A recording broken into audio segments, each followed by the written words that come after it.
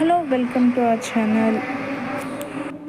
ఈ వర్షంలో వేడివేడిగా ఏదైనా తినాలనిపిస్తుంది కదా, అది హెల్తీగా.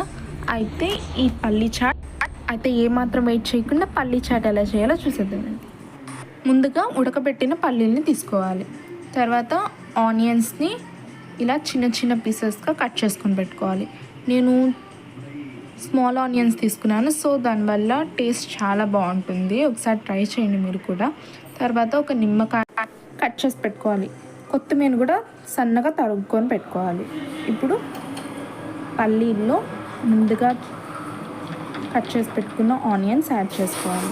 ఆ తర్వాత కొత్తిమీర, ఉప్పు, కారం, గరం మసాలా, పెప్పర్ పొడి, లెమన్ యాడ్ చేసుకొని స్పూన్తో ఇలా మిక్స్ చేసుకోవాలి. మీరు కావాలంటే కొంచెం ఒక టమాటో కూడా యాడ్ చేసుకోవచ్చు. ఈ పల్లీ చాట్ అనేది చిన్నపిల్లలైనా పెద్దవాళ్ళైనా ఎంతో హ్యాపీగా తినేసేయచ్చు. ఎందుకంటే ఇది చాలా టేస్టీగా కాకుండా ఎంతో హెల్తీ అన్నమాట. ఈ పల్లీ చాట్ వల్ల ఎంతో హెల్త్ బెనిఫిట్స్ కూడా ఉన్నాయి.